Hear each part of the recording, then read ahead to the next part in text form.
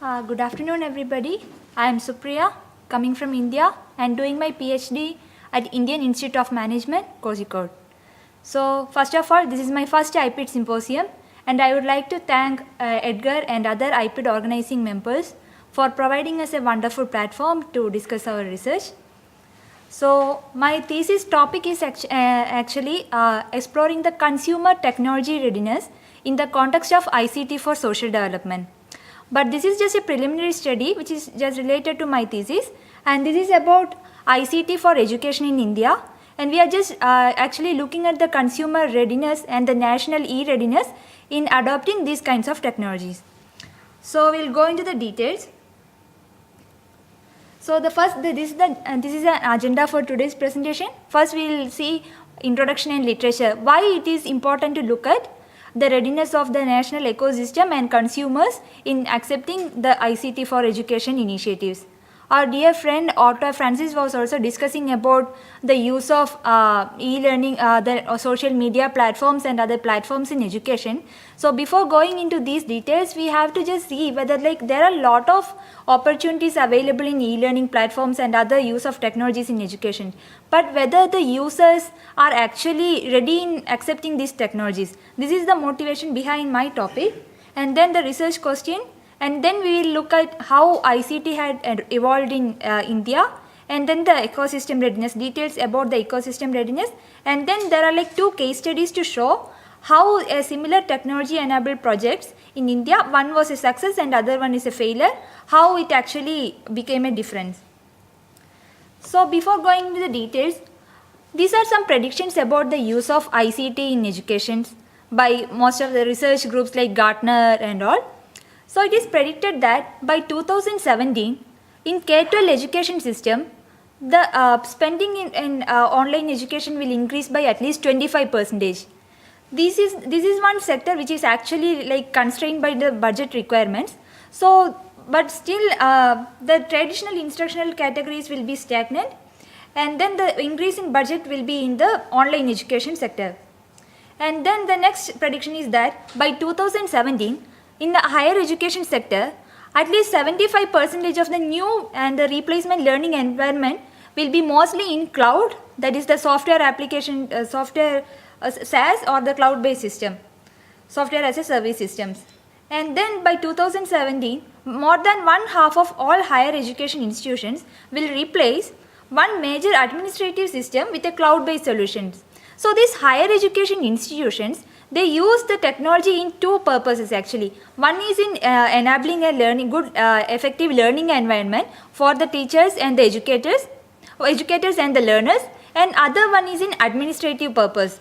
So in the administrative sector also, it is predicted that by 2017, more than one half of the higher education institutions will replace or go to the cloud-based solutions. And by 2017, at least 40% of all higher education course material will be a mashup of licensed and open educational source materials. So these predictions just shows the importance of why it is important to study the use of ICT in education. So in the education sector, mostly in the developing countries, the main issues are most of the underprivileged categories that they don't still have the access to education. So the main purpose of usage of ICT in education to have an equitable and enhance access to education. And the main purpose is to enhance the quality of education and enhance the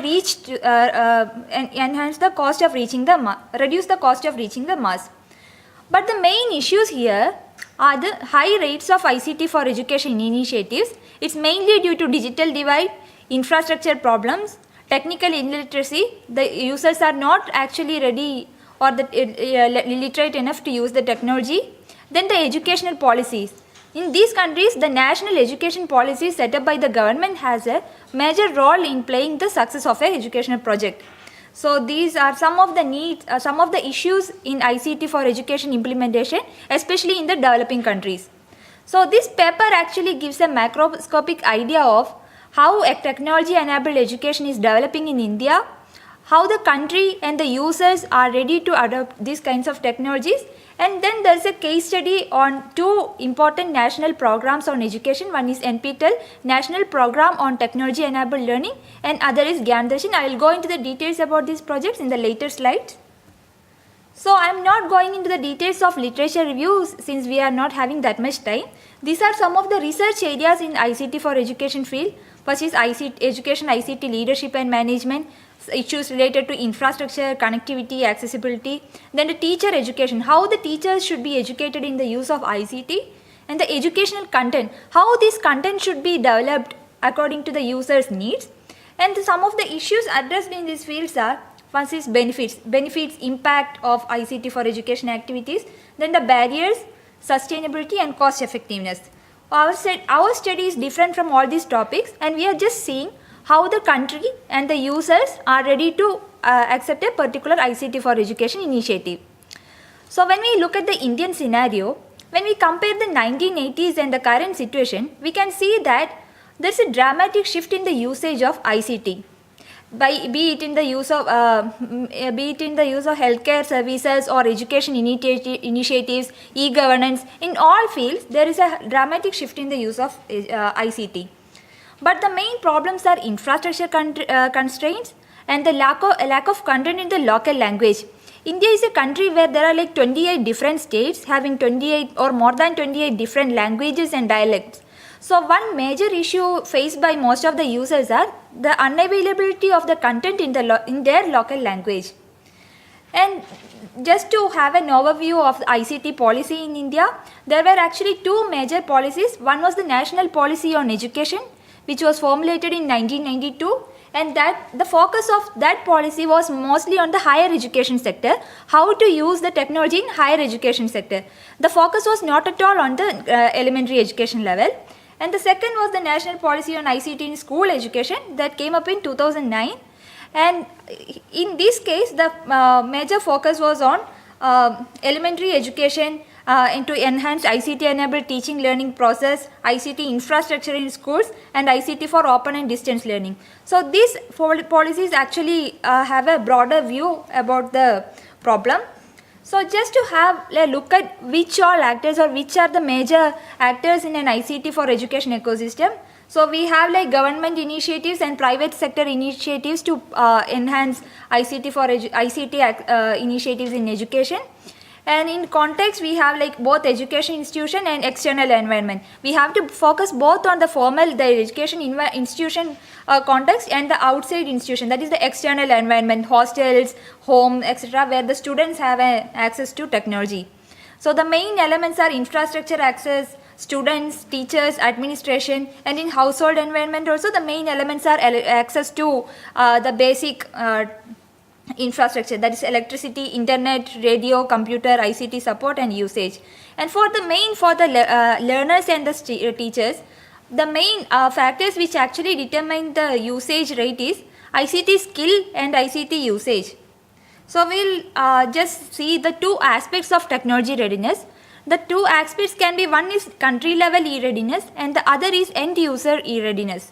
Country level readiness actually measures the degree to which a particular economy is actually willing to obtain the benefits from ICTs. And it accounts mostly for the macroscopic characteristics like the basic infrastructure, and then the end user readiness is mainly about whether the user is actually ready to go for a particular technology adoption. So studies have already proved that the end user technology readiness is a necessary factor in successful implementation of a technical project. So this is a basic definition of ecosystem readiness. So the readiness of the ecosystem is measured here in two terms, two main parameters of technology access and technology usage. So access to technology is found to be the most important factor which affects the acceptance and success of a high technology project particularly in a social setting. So here the factor access includes the various means to access a particular technology. So how the ecosystem supports the access is an important question that needs to be explored. So the main factors of the ecosystem that affect usage are technical skills and technology readiness. So the access index is mainly composed of 6 major weighted average index of 6 primary indices. that is mainly usage of personal computers, the usage of internet users, and the telephone lines, online population, mobile phones, and the televisions. So these are the main some basic elemental technology which actually provides the access to these initiatives. So just to look at the technology infrastructure indices trend in India, we can see that from 2000 to 2011, the use of mobile phones per population have increased like drastically. We can see an exponential increase in the number of mobile phone usages. And while looking at the other indices, the broadband usage and the fixed internet, the individuals using internet per 100, all these parameters are like drastically increasing compared to 2000 and the 2011. So moving forward, now we have the usage index. So the previous one was the technology infrastructure index, and now we have the usage index. Usage index shows how the different actors involved in ICT for education ecosystem are ready to go for a particular technology usage. So mostly the government and the business institutions are the main owners of these projects. And when we see, this is actually a ranking of total 180 countries, which is actually included in the UN and United Nations e-governance project. So if we see the individual usage readiness, India ranks only 98 among the other countries, and if we see the government usage and the business usage, the rank is 45 and 47 respectively. So we can see that businesses and the government is actually in a better position to use a technology compared to the individual usage. And if we see the skill level ranking and the affordability, it's surprising to note that the India's affordability index rank is 1. That is the affordable, most of these technologies are like really affordable in India, but the skill level ranking is 100. So the main issue is the technological illiteracy in using these technologies. So the analysis here is that main issue in the telecommunication infrastructure indices and technical skills and digital divide. The mobile and television subscriptions are like the factors have a sharp rise from 2001 to 2011, but the percentage of rural households using the internet and computer is like very less compared to the counterparts in the urban household. So this is just this is the case of the national ecosystem readiness in India. And now we are moving to a case studies into similar technology initiatives, and this is just a strategic technology map of use of ICT in education initiative. This is from Gartner's report. So we can see that, as we have already discussed, most of the education institutions use ICT for mainly two purposes. First is to enhance the organizational efficiency, and the next is to improve the personal productivity of both learners and the educators. So a best fit of technology will be that one which actually improves both organizational efficiency and the personal productivity. So the social learning platform is one of those technologies which actually improves both organizational efficiency and personal productivity. And if we see like mobile learning on smartphones, cloud office, video telepresence, these are the technologies which actually improve the student and staff personal productivity rather than the organizational efficiency. And now we are going to discuss about an open source platform in this initiative, that is NPTEL, National Program on Technology Enabled Education, and Gyan Darshan. And now here we see how these projects are different and how these projects are similar, but how one was a success and the other one was a failure. So the first is National Program on Technology Enabled Learning, and this project was actually a Government of India sponsored digital collaborative learning educational program, and the main aim of this program was to enhance the quality of engineering and science education in India. So the project was launched in 2003, and the materials were actually provided by the most premier institutions like Indian Institute of Technologies and Indian Institute of Science. And the first phase of the project started in 2003 with actually aiming at providing 129 web courses and 112 video courses for engineering and science students. And the second phase started in 2011, which actually developing content for 1016 courses. So the content can be accessed through YouTube channel. They have a YouTube channel, and there is an television channel which actually screen these content. And then this is just showing how the number of users in each of this category. Like we can see that the working, though the aim is like mainly meant for engineering and science graduates, mostly working professionals are using this project. And then the students, the usage of students is 42%, and 8% of those who use these videos and other materials are like teachers. And if we see the number of percentage of viewers from different countries, more than 80% is from India, and we can surprisingly see that 14.66% from US and 4.7% from other countries.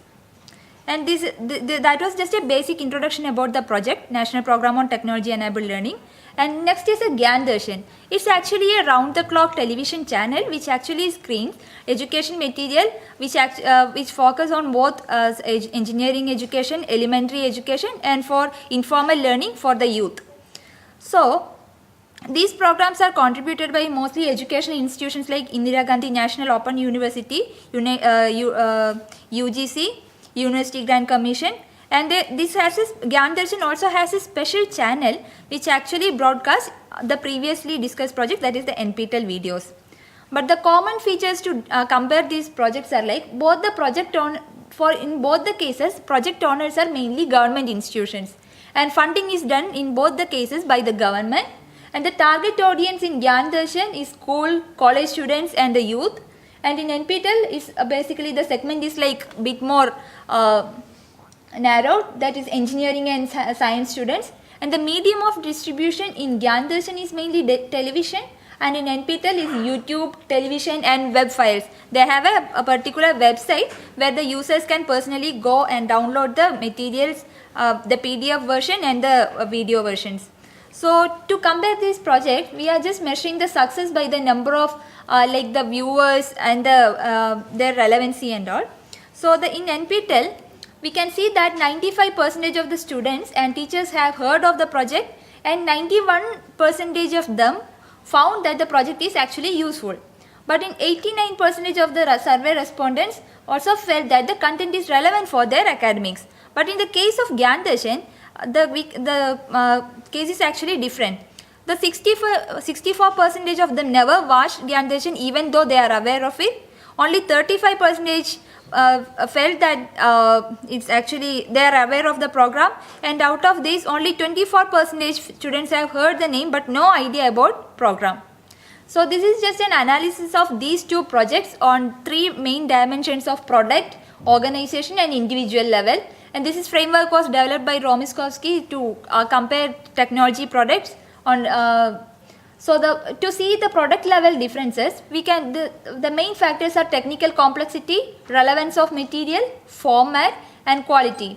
So the technical complexity of NPTEL and Gyan Darshan both are like easy to use. But when we see the technological TCI telecommunication infrastructure index in India, it is actually easy to get a content through television rather than going to YouTube, because the internet subscription rate is not that high. But still we can see that the number of users using NPTEL through YouTube channel is like very high. And the relevance of material is like in Gyan Darshan 95% is undecided, and in NPTEL is highly relevant. 85% of them feels that the highly relevant materials are there. And the format is like video broadcasting in TV for Gyan Darshan and YouTube videos for NPTEL. So when we see the organizational level features, involvement of faculty, in both the cases faculties from reputed colleges are involved in the project. And training related matters, Gyan Darshan doesn't have any training related thing because it's like a round the clock channel is there. People can easily watch the channel and access the materials. And for NPTEL, is that they conduct training programs for both the students and teachers to use the particular web files and video files. And funding, both the projects are funded by government. And when we see the individual level differences, awareness is very high in NPTEL compared to Gyan Darshan, and availability in Gyan Darshan 24-hour digital channel is there. NPTEL, the user have to go to either the web page or the YouTube page, download the materials and watch them. And affordability, both Gyan Darshan is free of cost and NPTEL is like free for both educators and students, but for private institutions they have to pay. And the accessibility, direct access in case of Gyan Darshan, NPTEL accessible in downloadable formats. So seeing the technological TCI index and these differences, we will assume that it's easy to view the Gyan Darshan programs rather than the NPTEL programs. So the people will be more acceptable towards the Gyan Darshan than the NPTEL. But it's surprising to see that the people are like more favored towards NPTEL usage than Gyan Darshan, though they have to go to website, download the contents. So the reasons are the main difference or analysis which we have done through this comparison is that NPTEL being more difficult to access as the user has to download the specific video and watch it later. But the main differences here are user can access the specific videos and web files anytime they want, but in Gyan Darshan a specific topic is aired only at a particular time on a fixed time. So both these technologies or the projects are using different consumer delivery channels. That is, the Gyan Darshan is using a push delivery model where they are actually pushing their services to consumers. The consumers are not having a freedom to select a particular service they want. They have to stick to the particular timing and watch it. But in the case of NPTEL, they are using actually a pull delivery model where the consumers request for a product and they pull it through the delivery channel. So the consumer has like more flexibility or freedom in choosing the contents they want in the case of NPTEL. And also the NPTEL has a specific segment which they target. For example, science and engineering students, and they conduct training programs and awareness programs for these projects. So these are the main factors which actually differentiate between the two projects. And in the case of a technology project, we have to be careful the medium of delivery channel which we are using. It has to be a like format which is actually presentable to the audience, and it has to be like a pull delivery channel where the users have the freedom to select whatever they want. And also while focusing on the segments, we should be careful like which segment we are targeting. When we try to target a wider audience, which actually loses the focus of the project, and in the case of NPTEL it was a like narrowed segment of engineering and science students which was easy to target. So these are the main analysis of the projects. So the paper mainly discussed about the national ecosystem readiness in India for usage of ICT for education initiatives. And it also compared two cases of two similar projects. One was NPTEL and Gyan Darshan, to see how these projects were different in implementation and which are like the successful strategies for such an implementation. Thank you. Okay, let's have questions. Thank you, Sophia. I have a question about your studies based on case. Sure. You studied two case study and you have some analysis based on these two cases. So I just was wanting to know to who you propose this analysis. I mean, who could take the benefit of your study? Actually, this comparison is to see which is the successful strategy to be used while implementing an educational project, technology education project. So rather than seeing in the technical side, so to the business side mostly, so how this project can be more appreciable to the users. So which delivery channel which we have to use. And these are like the findings from the study, and it will be more helpful to the project owners, that is the NPTEL or the Gyan Darshan owners, to revamp or modify their product to fit into the customer needs. Okay, do you have any particular way of thinking that this study, the results of the study could be used for future study? I mean, in future, some similar kind of project will be developed and they will take the advantages of your study. Yes, sure. They can actually see this finding to see which kind of delivery model is like suitable for that particular project, so that that project can be successful. Okay. One quick question. From your literature review, do you think India is actually ready for ICT4E? And looking at technology and learning, do you think there is a balance? The Technology Communication Infrastructure Index, which I was presented, actually shows that there is actually like lot of problems in the use of ICT in education in India. But when I compare these projects, I could actually find out that though one project was actually aired through television, and that is like very easy to watch for the viewers, but still they went for the project which is like a need, which actually had a need of using web-based systems and internet. So I assume that though the TCI index is not that developed, but still it is favorable for the use of ICT for education. Edgar, I'd like to add to what she said. The government doesn't look at the readiness and develop the policies. Because the government develops the policies, the readiness increases. India's cases like this, that they have, what she said, Gyan Darshan program, which started some years back, and then NTPL program. These programs are started to increase the readiness access. But there are a lot of successes. So they first do the program and then people automatically accept it. Any more questions? Yeah. He asked my first question, but I'm going to ask him this way. You made these two studies for Epitel. Yeah, Gyan Darshan. Yeah, and then it's called Gyan Darshan. Gyan Darshan. Yeah. So how does it try to answer your question about the readiness of do you think these two studies can somehow answer a bit of your question about the readiness? Okay, so my research main objective was to see the national e-readiness and the consumer e-readiness while going for a technology project.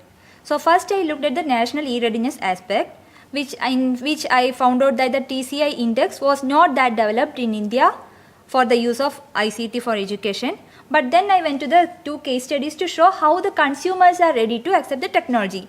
So I found out that more than the national e-readiness aspect, the basic consumer e-readiness aspect will contribute more towards the success of a high technology project.